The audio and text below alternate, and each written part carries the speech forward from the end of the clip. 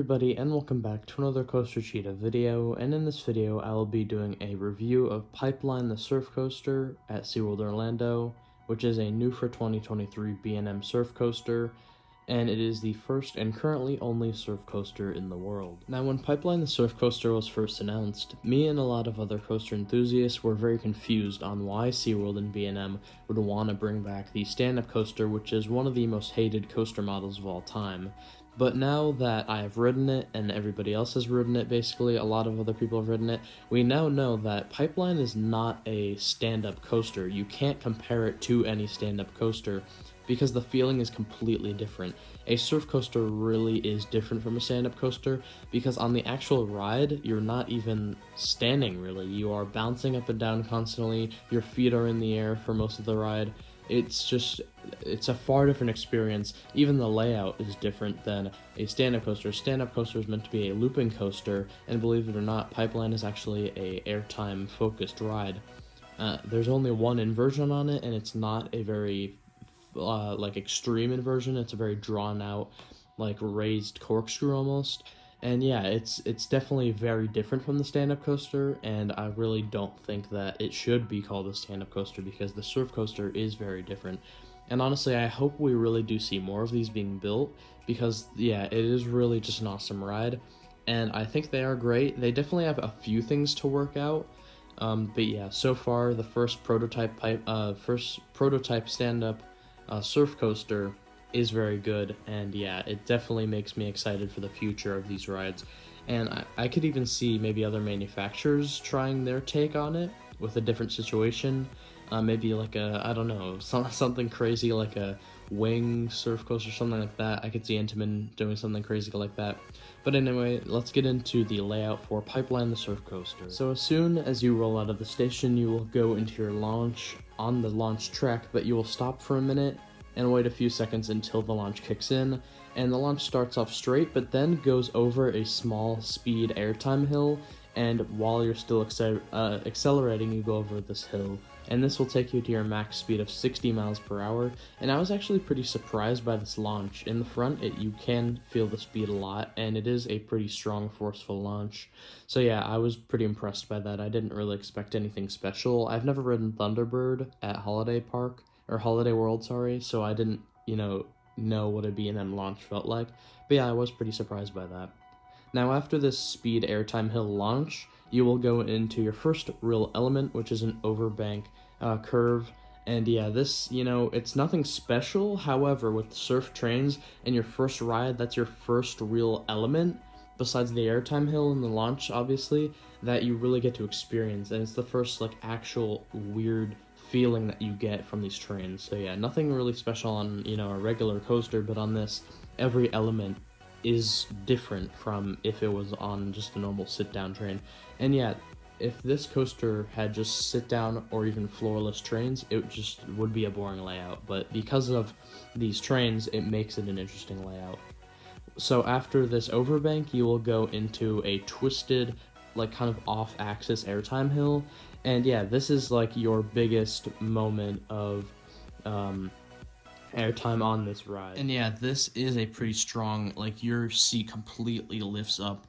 Obviously the seat depends on your height how much it'll lift up, but yeah, the max it will lift up is on that airtime hill, and it is very awesome because then you twist down and go into your one and only inversion on this ride, which is the corkscrew, the elevated corkscrew, and it is pretty good. It is a graceful inversion. Just watching it off ride, this coaster has awesome views on the path and stuff, and watching it go over this inversion is awesome.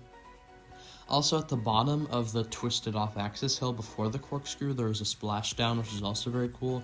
You can feel it a little bit on some sections of the ride, or on some parts of the train, and yeah, it is really awesome to watch both on and off ride. But then after your corkscrew, you will start to go up an airtime hill, but then twist down into a little helix. So it's an airtime hill, but then on the descent, you will twist down and go into a miniature helix, which will then bring you into another overbank, similar to the first overbank after the launch, however, just smaller. And then you'll go into a smaller airtime hill that twists into another banked curve, and then you will go into just some twists and turns.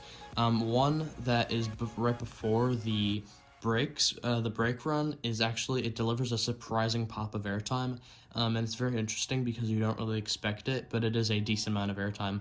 And even if you're not really getting airtime for, what section of the ride you are on, your seat is still moving because you are still experiencing forces and you're still traveling. So it's not like your seat is still at any portion of the ride. It's constantly moving up and down. It's not like you have to move it up and down. It does it for you. And when you move your seat up, you just kick your feet up, and it's just an awesome sensation. So this layout, like I said earlier, is nothing special at all. However, with the surf coaster, it is. And I would love to see another surf coaster with an even more extreme layout that would even be like crazy for a normal sit-down or floorless coaster, but with the stand-up coaster would be insane. So yeah, this will end your layout here. It's basically just twists, turns, overbanks, stuff like that, and it just really makes it special at the stand-up trains. I really love it, and what B&M did here, B&M and SeaWorld made this surf coaster. It's really a brilliant coaster, and I, believe it or not, would definitely love to see more of these. Definitely not any stand-up coasters, but surf coasters. This is just, stand-up coasters have evolved into the stand-up coaster, and it is a new coaster. And I cannot recommend going out to SeaWorld Orlando and riding Pipeline enough, because the feeling that you get is seriously nothing like any other coaster you would have ridden. It is, I can't even compare it to anything else, really. It's very hard to describe the sensation you feel on your first ride on Pipeline when you first experience those seats. But in the POV I recorded of this, you can actually hear me saying "whoa" over and over again, because it truly is just such a strange feeling. And yeah, I expected myself to maybe force myself to do airtime, but even if you try, you really can't.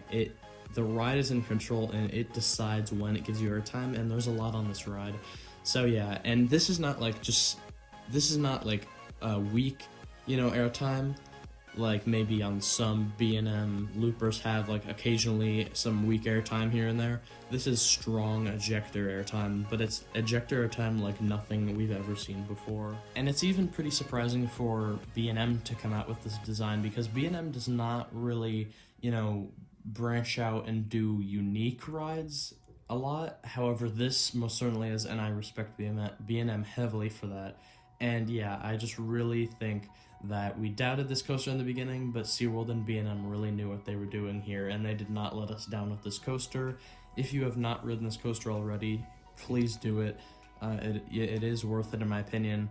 I'm not going to say where it ranks in the park, because I will have a SeaWorld Orlando ranking video coming out pretty soon. So for my personal score for this ride, I'm going to give it an 8.5 out of 10, because I think there are some issues with the ride. Like, for example, the restraints aren't very comfortable. It's like the restraints that you have on B&M wing coasters. It's just very restrictive. Plus, I think, we should see a more exciting layout in the future, which, by the way, an 8.5 out of 10 for this is great. I don't give a lot of coasters this. Plus, this is a prototype. This is by far one of the best prototypes we've ever seen. So yeah, this is a great coaster. It's almost a 9 out of 10.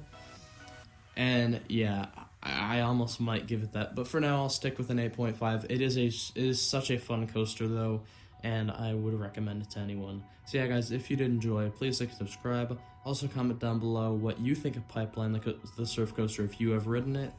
And yeah, guys, I hope to see you in the next video. Goodbye.